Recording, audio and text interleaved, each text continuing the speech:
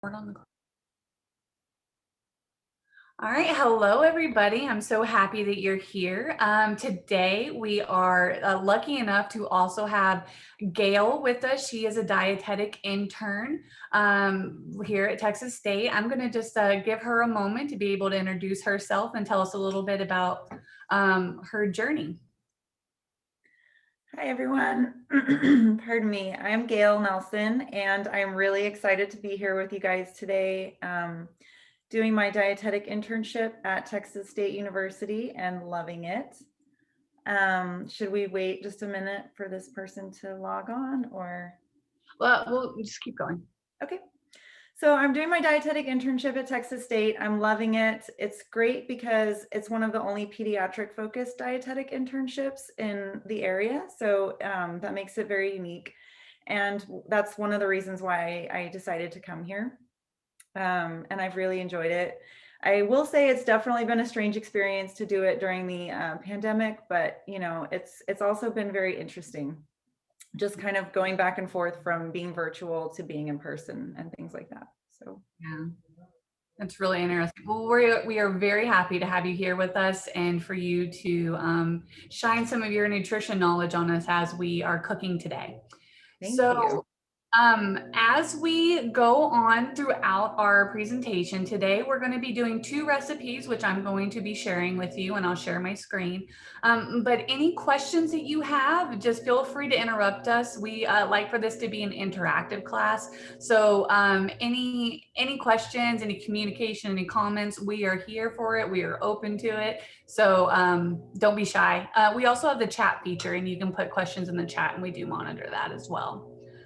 So the first thing that we're going to start off with, I apologize if you can hear the lawn person in the background. My neighbor is renovating their house today, apparently. So what I'm going to do is I'm going to share my screen here, and I'm going to do it. I'm going to share it.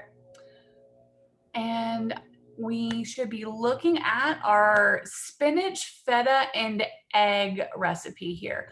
I have actually made this recipe several times. It is one of my go-to prep meals. I like to be able to make this like on a Sunday or something before I head into the week, and then I store them in my refrigerator, and then they're just grab and goes. I can pop them in the microwave for like 30 seconds and feed myself, feed my daughter, feed whoever. But the ingredients are pretty simple here. We are going to use a carton of eggs, so that's 12 whole eggs. We're going to use, I said a tablespoon of orange juice, but I actually put in about a quarter cup in this one. I'm sorry for the variant there. I'll talk about why I use orange juice as well. We're going to use a teaspoon of salt, some pepper. We're going to chop up some spinach. And often whenever we are using spinach, we have some left over, and it's like, what do I do with the rest of the spinach aside from obviously it can be a great salad. So Gail's going to be showing us another great way that we can use spinach. And then we're also going to incorporate some sun-dried tomatoes and some feta cheese. It's really going to just help round out this meal, or round out this muffin. And then I usually pair it with like some like a toast or a muffin or something that has a grain in it. So I'm going to go ahead and stop sharing. I will let you know, before I stop sharing, the instructions here. All this is available on our WellCats Teams page through Microsoft. If you need a copy of it, just let me know and I can definitely send an email over to you. But I already have the oven preheating to 350 degrees. And then we are gonna just go through step by step on this. And then while it is baking for those 20 to 25 minutes is when Gail is gonna be showing us her recipe. So let's go ahead and stop that share, and then I'm going to pin myself so you can see me. All right, perfect. So a little bit about the ingredients. I threw away the carton. Hold on, I'm sorry. Okay. So whenever it comes to eggs, really any egg that you want to buy is going to work just fine. I like to buy the Omega Plus eggs just because you're getting some extra omegas in them, and they're actually usually cheaper than regular eggs. And the reason why I do, or how you get omega in eggs is actually because the chicken will eat a flaxseed. And that's how you get that in there. But it's just a little additional fat that's beneficial for us. We are using a fortified orange juice today with calcium and vitamin D. Anytime that we can fit some extra vitamin D through fortification or going outside, we definitely want to do that. It's great for our bone health. The feta cheese that we're using is just an HEB low fat brand. There we go, HEB low fat brand. Sun-dried tomatoes here. This is the baby spinach, and we're going to chop this. And then let me just go ahead and show you. We'll do one thing at a time here. So I already broke the eggs and put them in here, and I wanted to show you some of the tricks for whenever you really want a nice fluffy egg. Now, whether or not this is going to be like a scrambled egg or like what we're doing here, which is essentially a muffin, which is fancy scrambled eggs. Whenever we're mixing our egg, we want to make sure that we don't have any of this is albumin, the white stuff here. We want to have it mixed in thoroughly, and so that it's all just a uniform one yellow color. And the reason why we do that is because it's going to help not have pockets in our food, in our eggs as they cook. And it, like I said, it just helps them be fluffier. The other thing is that I'm sure, at least it was a shocker for me whenever I first learned about it, but adding orange juice to our eggs. I know it sounds, at least it sounded strange to me, but this is a trick that I learned while I lived in Mexico. And it is used because it actually helps start denaturing the proteins a little bit, so it makes them softer. There's also a little bit of fructose in that orange juice, so it's going to make your eggs taste a little sweeter. Now, obviously, you don't want to add too much into it because then you're going to have like orange juice and egg flavor, and then it competes. But just a little bit in there is really beneficial, and I invite you to try it. Everyone that eats my eggs always ends up asking for the recipe, and you guys are lucky enough to get it here in written form. So this is pretty good. I usually actually use a different bowl, so I'm afraid to stir aggressively, but I wanted to use a glass bowl so you could see what I'm doing, because I have red bowls that are really tall and you won't be able to see anything. So we're gonna call this done. There is a little bit of stringy left in there, which I don't necessarily care for, but hey, maybe I can use that as a demonstration to show you whenever it's done being cooked. So let's move this out of the way, and we're gonna pour that in later. We need to spray our pans. The spray that I use is actually Baker Ease. This is like traditional spray, but it also has flour built into it. So whenever you spray it, it's white, but then you don't have to layer so much on there. Because I will tell you that these are gonna stick to your pan. So make sure that if you're using like a traditional spray, like a traditional nonstick, like you want to be pretty serious with it. You want to put a pretty even layer on there.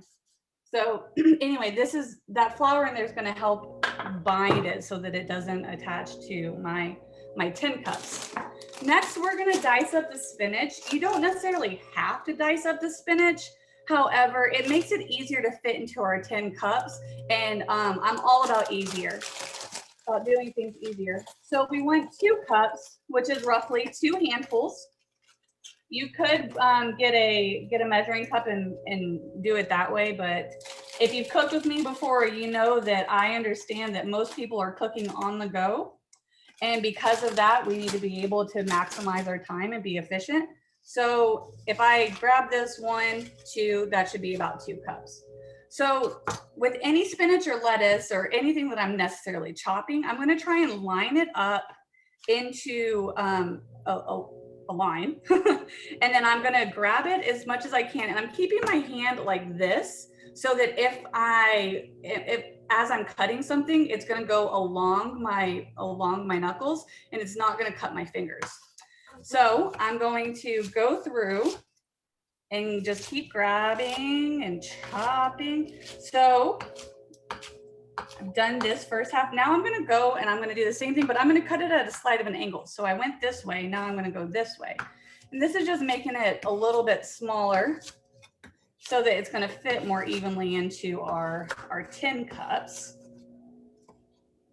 You could say this is an extra step. You could even tear them. I find it easier and faster to chop. But you could use your hands and just like rip it. You could also use different greens. You could use like a mustard green or a kale. I like spinach because it's a little bit more soft and it doesn't compete as much with the eggs. So what I'm gonna do is I'm gonna put a little bit of the spinach in each one of the 10 cups, and I'm basically doing a 3-finger pinch is what I'm doing. That should equal out to about 2 tablespoons. If you want to measure it out, that is your choice. But I'm going to go ahead and keep this going here for us. And the good thing too is that these are raw spinach. As it cooks, it's actually going to shrink. So we're going to be completely fine. So look at that.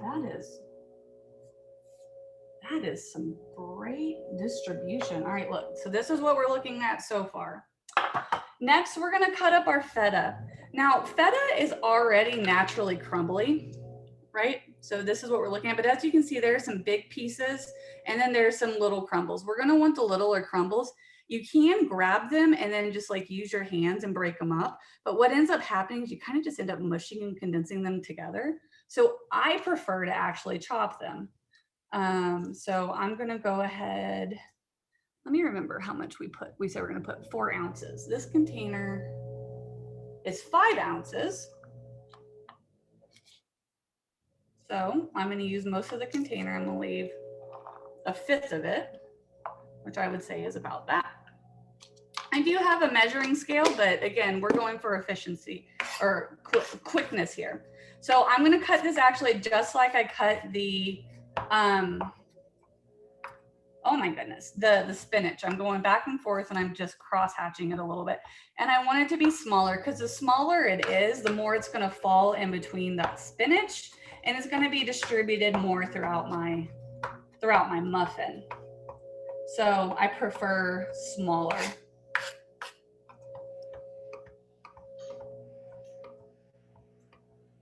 All right, let's see here.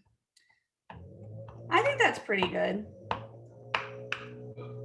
Yeah, we're gonna call that done. Now this one I'm gonna do about a, we'll do, I'm not grabbing very much. This is probably about a tablespoon scoop. There we go. And I'm gonna put that on the top. You don't wanna start out with your feta because if you do, it's gonna more than likely congregate at the bottom of your tin and then it could burn and then you have burnt cheese, which is sometimes good. I like burnt cheddar actually, but burnt feta is not my favorite. So trying to avoid that. This feta also is pretty salty.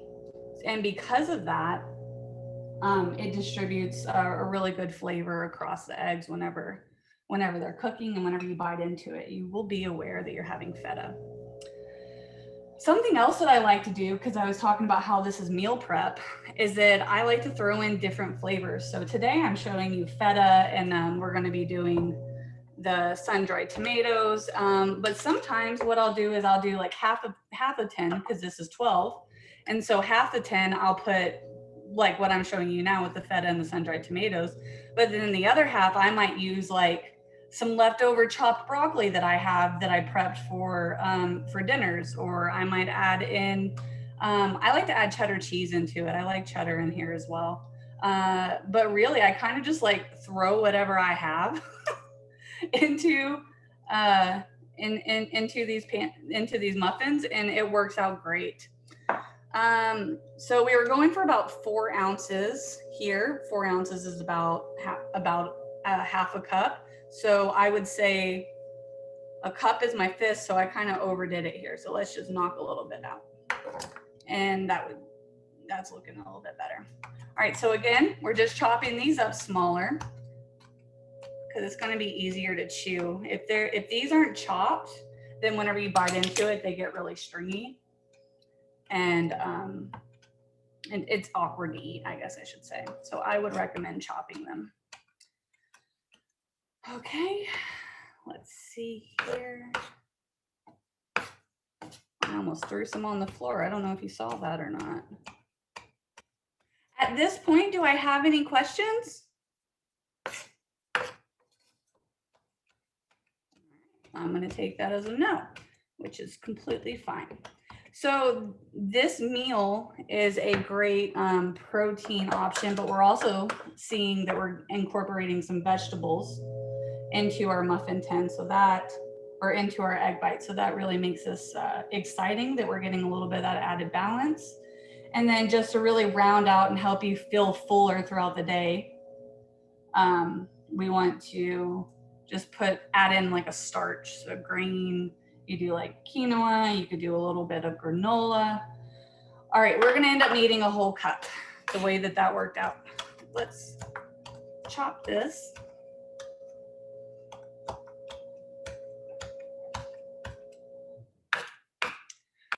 So if you've cooked with me before, you know that I like to talk about the different types of knives that we use. So I have this knife that I'm using today, and that's because I'm doing a lot of hard chopping. These things aren't necessarily easy to cut through. They're kind of buoyant, they fight back. So I wanna be able to really just kind of like throw my knife onto the cutting board. Which is why I chose this knife over this knife where I'm gonna drag something. So like if I'm cutting an onion, I can put my knife down and then drag it and then push down to be able to cut it. I'm gonna have to rinse that handle off because my hands are quite juicy. And again, I apologize for the renovations my neighbors are doing next door. But I'm also excited for them, but it just makes it a little bit louder than normal in our class today. I'm not going to put that in there because I did not chop well. Okay, so here is our tins. Here are our tins right now. And I'm going to go ahead and I'm going to pour in our egg. Let me rinse my hands because those sun-dried tomatoes are in an oil base.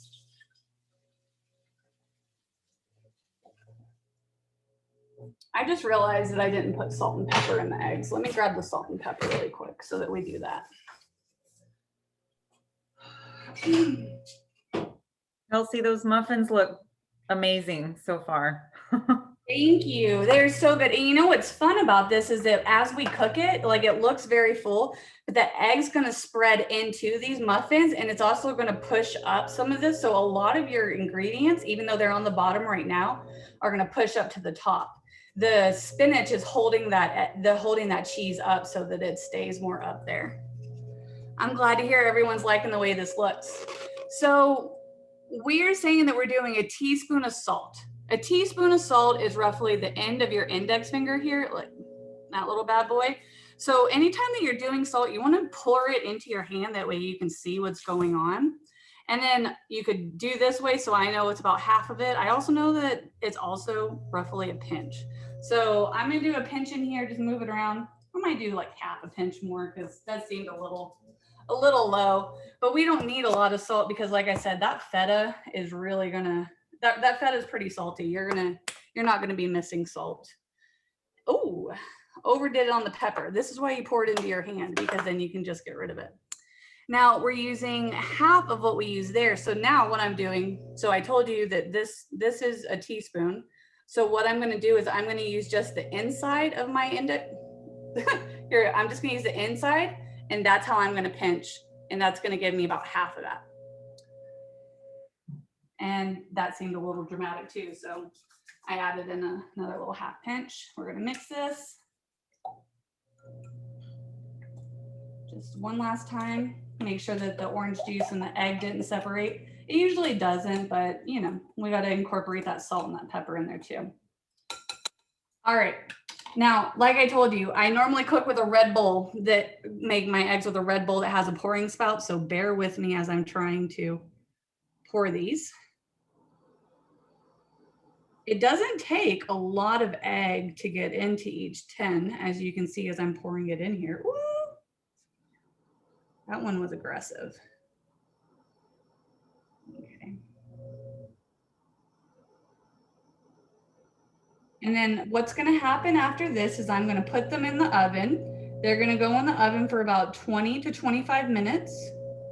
if you've cooked with me before, you know that I have an oven that's set to where I can set it for conventional or convectional cooking. And that just basically means how it's distributing the air and the heat inside the oven.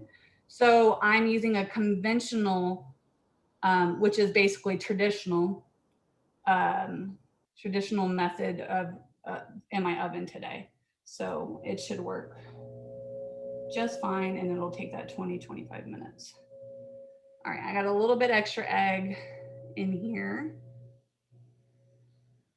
Just trying to fill up some of these tins. All right, I don't want to go too much because what's going to happen as they cook is they're going to rise, and then as they cool, they're going to go back down. So this will be roughly the size that they are when everything's said and done, but I don't want them to rise too much to where they're baking onto each other. So with that being said, we have made our muffins. I'm going to put them in the oven, and it is Gail's turn to show us her smoothie that she's going to be making. But before I officially hand it over, I would just like to ask, are there any questions so far regarding the muffins that I made? Okay, I'm going to take that as a no. And Gail, it is all yours. I'm going to go ahead and share your recipe so that you can talk through that. And I'm going to unpin myself. Excellent. Thank you, Kelsey. Absolutely. Okay, everyone, I am super excited to show you guys how to make a green smoothie today. This is one of my favorite recipes. I like to make this smoothie daily, if possible, just because it has a lot of great fiber in it and it has a lot of wonderful nutrients in it. And I find that, spinach is a really, really wonderful thing to include in your diet, but I find that eating it, sometimes you just can't chew all of the spinach that you might want to include in your diet. So I love to put it in a smoothie. And a smoothie is also a great addition to a summer day. It can provide a lot of calories, and it's not something that you have to heat up your whole house to make, which is great in the summertime, as we all know, in Texas. So this fabulous smoothie recipe here, I just want to point out that it has about 549 calories, which is, I mean, almost a meal-sized amount of calories, which is great. And it has 22.5 grams of protein. That is a great amount of protein. Again, almost, what would be in a meal. And so it's also got a lot of great nutrients. Spinach is really high in vitamins A and C. It's got really good fiber in it, and some other things as well, like iron, folate. So spinach is really, really a good nutrient-packed ingredient.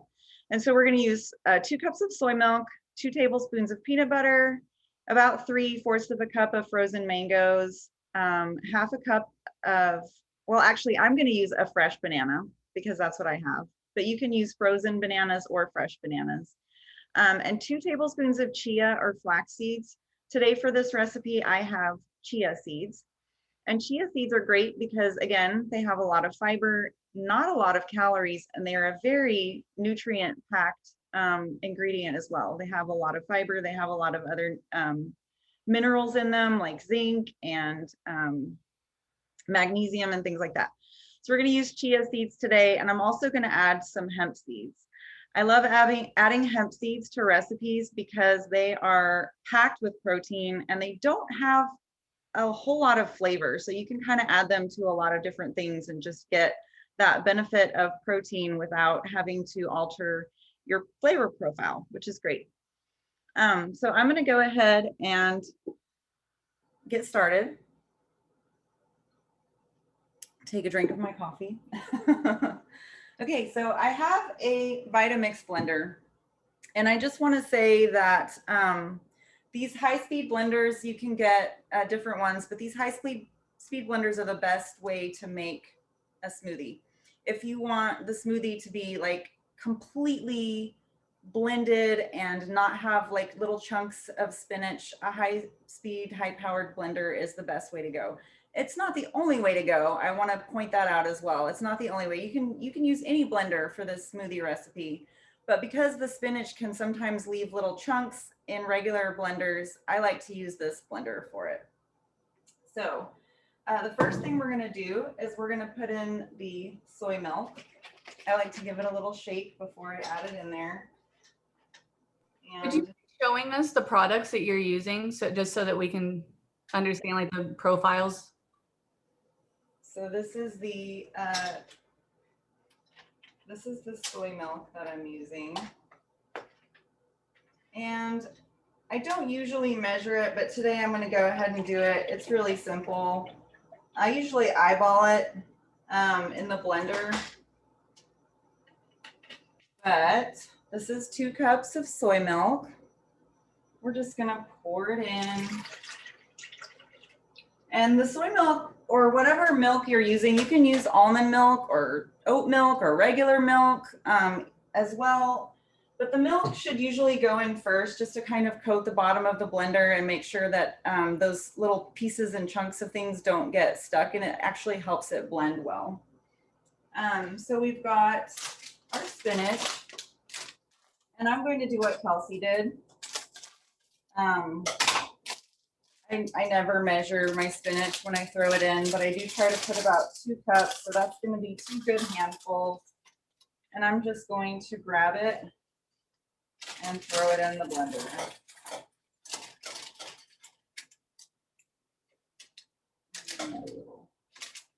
But this is the spinach that we have today. And so next we're going to put in some peanut butter. Bear with me for just a moment while I open this peanut butter. And my cat has decided to join us. Everyone, this is Karma. She is precious and sweet. Okay, so I'm gonna rinse my hands off just a second so that I don't contaminate my food here. Okay, so we're gonna put about 2 tablespoons of peanut butter into our smoothie.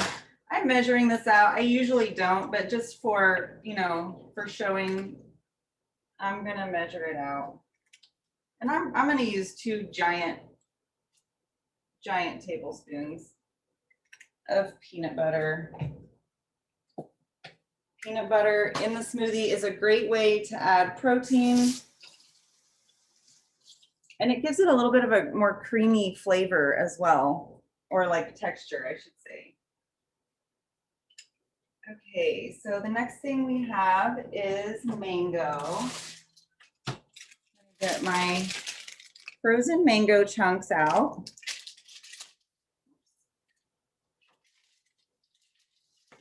Just to interrupt for a second, sorry.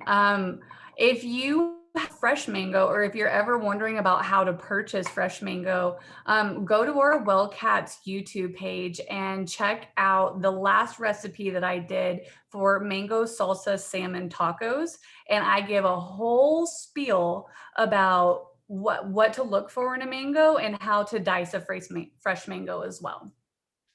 Oh, I would love to check that out. Okay, so our recipe calls for about 3/4 of a cup of mango. So I'm just using about 3/4 of my handful right now. With those mango chunks, I might add a little bit more in, just to taste. We'll see how it tastes in a little bit. Okay, so the next thing we're gonna put in is our banana. I've got my fresh bananas here. And I'm just gonna throw in a whole medium size. Well, this is almost large, but either way, I'm just gonna throw in this banana.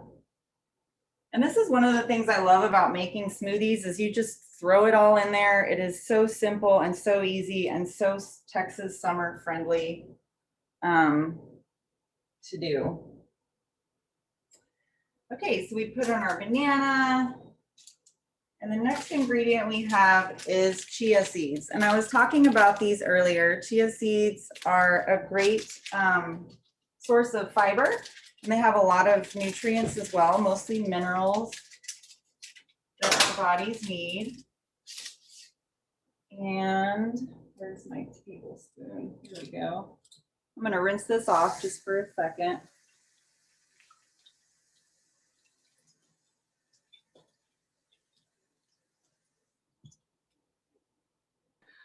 I think one of the things that I love most about this smoothie that you're showing is that whenever I have one-on-one counseling sessions, something that people always mention is that they don't understand how someone can eat a smoothie and be full.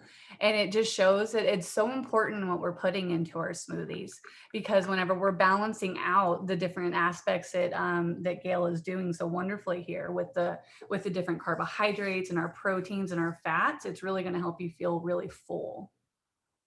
Absolutely. Yeah, I always feel really full when I eat one of these smoothies.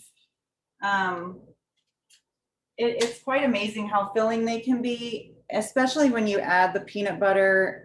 But yeah, I think that you're absolutely right, Kelsey. Some people wonder, but it's just, making sure that you have the right blend of proteins and other ingredients. You can make smoothies like this with different fruits as well. If you feel like adding berries or anything like that, you can add those things as well, or instead of some of the things that we have here.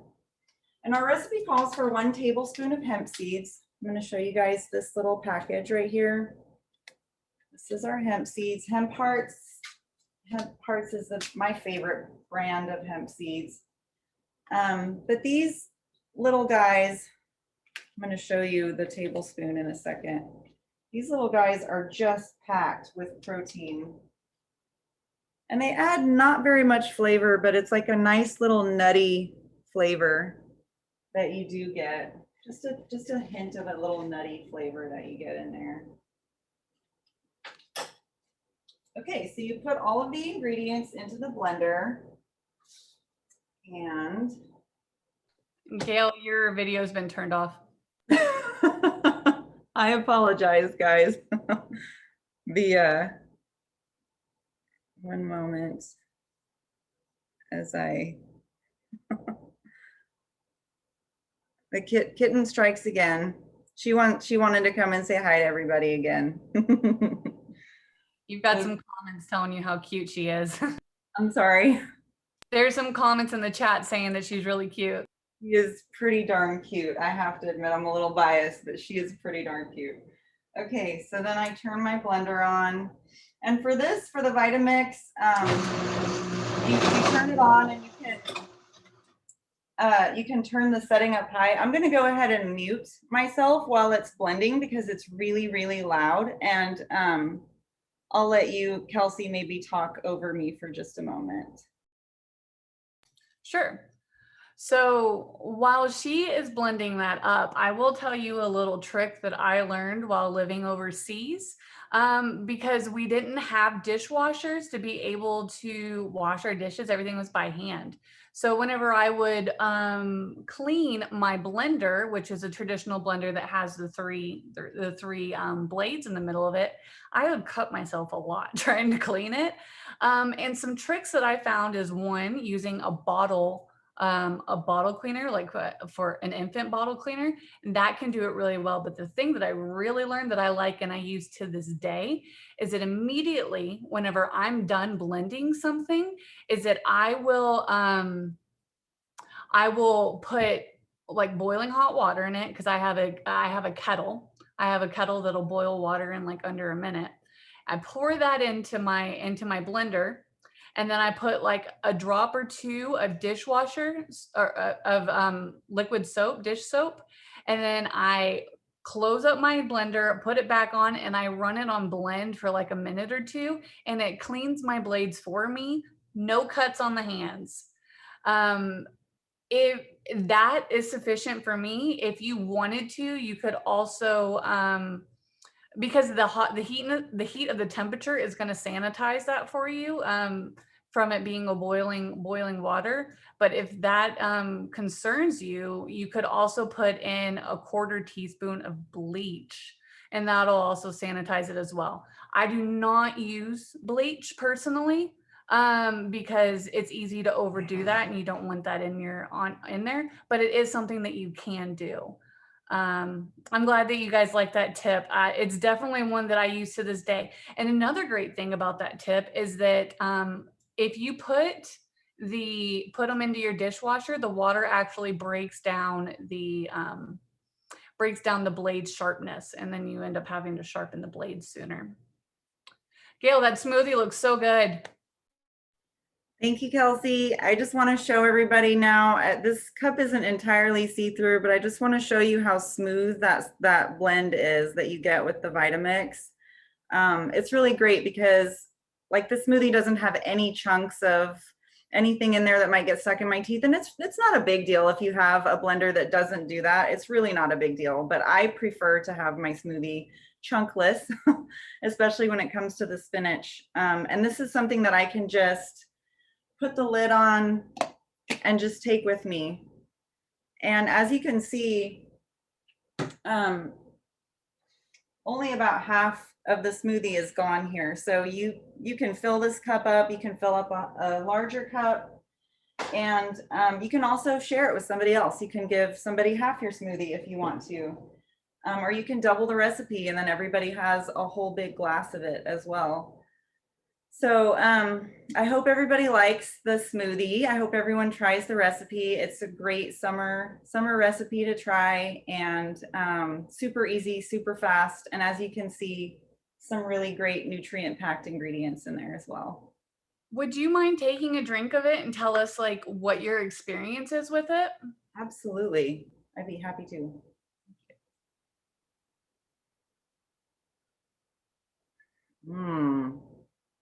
Okay, this is delicious. I can't taste the spinach very much at all. I do get a hint of the sweetness from the spinach, but there's not really a super spinachy taste in here. It's mostly the creamy, kind of nutty taste of the peanut butter. The peanut butter is a very strong flavor profile, so it's definitely, I'm picking that up in here, but it's really good mixed with the banana and the mango. And I can say that I mostly taste the peanut butter and banana, just maybe a little hint of the spinach. It's a very filling, very creamy tasting smoothie. And I think if I were gonna make it again, I might add a little bit more mango just for the flavor because I love mango, maybe even another banana because I love banana as well. But yeah, this smoothie is great, and it's not, the flavors are blending really well together. So that's nice. Do you have any tips or tricks for like preferences whenever it comes to making a smoothie? Like things that we could do to make it thicker if we want a thicker smoothie and it's too watery, and vice versa? I was actually just gonna say that. So this is a little bit thick. I love it that way, and I definitely don't mind. If I were gonna take it with me in the car, I probably would want it a little bit thinner, just so I could drink it more easily, and anticipate the flow of it a little bit more. So I would add a little bit more soy milk to the recipe if I wanted to make it thinner. Just a little bit more goes a long way. And if I wanted to make it thicker, I would just add a little bit less milk, soy milk, or whatever milk that you're using. I would add a little bit less of that. Or you can add, more chunks of pineapple and mango and banana if you want to add thickness to it as well. The banana is really good at adding thickness to the smoothies. And I also want to mention that one of the things that I think is really important, especially if you're using a high-speed blender, is that you put something cold in there, because the blender heats up a little bit as it's, because of the high speed of it, it kind of, it's not going to make it warm, but it definitely heats up a little bit in there. And so if you add some chunks of frozen fruit, it's really important to making sure that you don't have like a room temperature or even a hot beverage at the end of it, because nobody wants to drink a hot smoothie. So I recommend definitely having some sort of frozen fruit or something like that. And if you don't, if you're using all fresh fruit, I would add ice to it just to make it a little bit chilled. So those are my tips for consistency and also the temperature of the smoothie. That's a really cool tip. I've never would have thought to do that. So thank you. Absolutely. Are there any other questions that anyone may have regarding the smoothie? No? Okay, well, we've got about 2 minutes left before we're gonna break those egg muffins out of the oven, and I'll show you what those look like. But until then, I was wondering if we could talk a little bit, Gail, about meatless protein options, because that's something that we've kind of passively done here. Would you mind giving us a little education on that?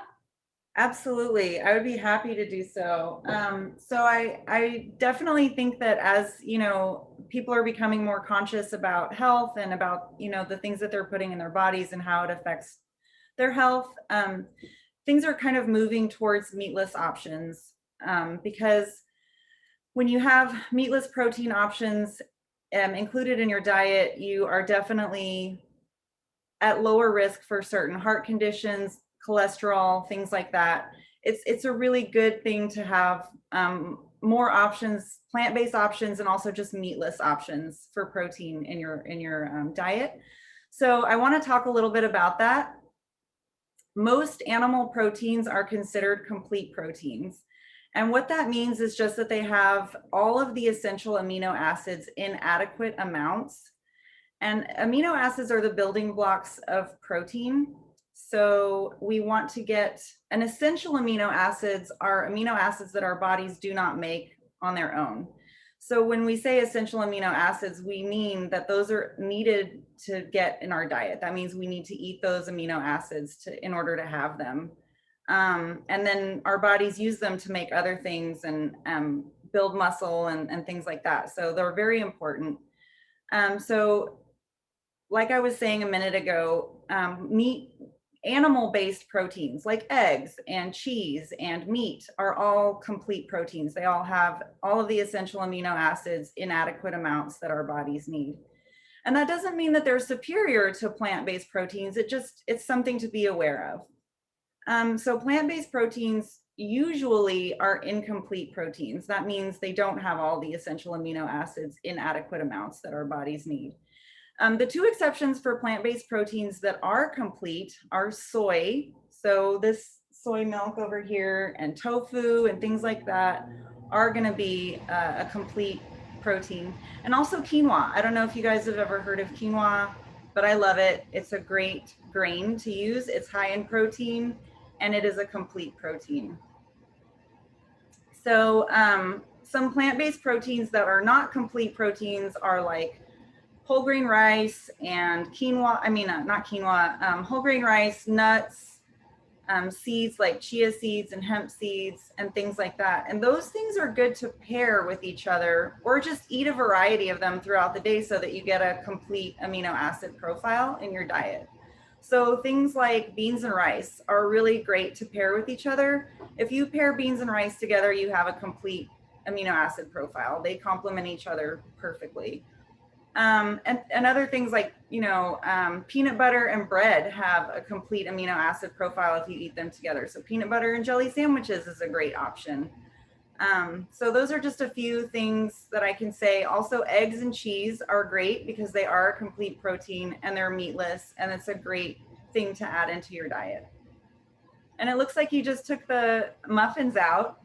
I did. Kelsey. I do want to say I loved your explanation of meatless proteins. That was really great. I Thank do you. want to add in that another great thing with incorporating a lot of our meatless proteins, so like those beans and the legumes, like Gail was mentioning, also come with generally high levels of magnesium and potassium and calcium and I'm forgetting one. I'm sorry for that, but those things really help with heart health as well, and they help with like just your day-to-day life, like muscle contractions and things like that. So that's part of the supporting evidence that we're showing in science and in nutrition science. That's why we're leaning towards incorporating more meatless options throughout our week, is because with eating meat, we also are increasing generally our saturated fat, and our saturated fat we want to keep to approximately 10% of our total calories per day. So we're going to get those through different things like our cheeses and butters and stuff like that. But I wanted to mention that, and I want to show you these muffins because they look so good and they smell amazing. Look at these. Wow. Yes. So there's a couple different things here. And you know what? I'm really glad that I didn't perfectly mix up my eggs because then you wouldn't know what I'm talking about. So I'm going to try and show you here without burn. Let me grab my mitten again because I don't want to burn myself. Those look delicious, Oh Kelsey. my goodness. They are so good. And I will tell you all about them because I'll do a bite and show you guys. But all right, if you can see here, I'm tilting it. All right, look, you see right here, you see some white and it's like a yellowy white. That's our feta. But whenever I was telling you about, oh, hold on. Let me remove, you guys can't see me. Let me fix this. Okay, let's try this again. So whenever you're looking right here and you see this is like a yellowy white, this is our feta. But whenever you look over here and you see this white and it's stringy, that's because I didn't properly mix up my eggs. And that's whenever we get like the different flavors in our scrambled eggs or even in this or even in these tins. So I'm gonna have a little bit of an uneven flavor whenever I bite into this one. So that's why whenever we're mixing up our eggs, we want to make sure that there's not those strings of the albumin like I was telling you about. We want a nice even yellow flavor. So if you see here, I have like just a regular baking spatula. These are the easiest things to just pop these egg muffins right out of here. And if you can tell just from whenever I showed you, these were really high. They're already lowering a bit. So I'm gonna go ahead, I'm gonna pop out this one because I think it looks the best. So let me go ahead and let me show you. Let me raise this up here so you guys can see me. All right, so when we're looking at, the light's not that great and I'm sorry for that. I'll just hold it. All right, so if you're looking, look, almost all that flavoring that we had isn't on the bottom, it's on the top now. Just like I mentioned, it moved it up. Some of the cheese is going to be incorporated throughout the bottom because it's a heavier product, so it's going to stay lower. But then it's also going to stay up high because we nestled it on top of the spinach and on top and with the sun-dried tomatoes. I'm sorry.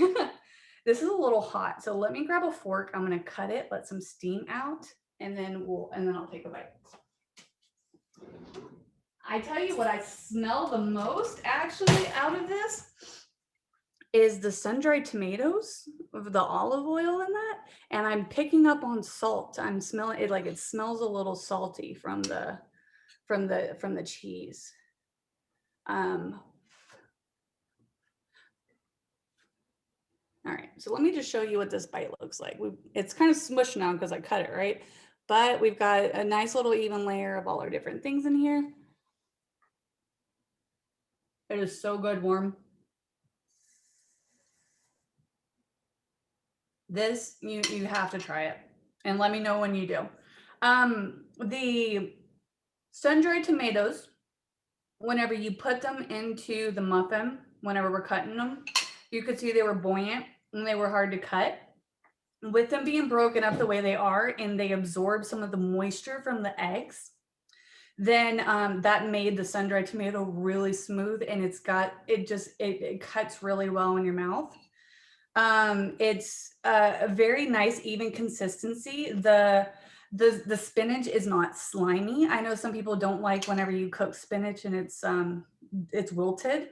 You're not getting that at all in this. And then whenever you get a bite of the feta, it's just so exciting because it's just an added flavor.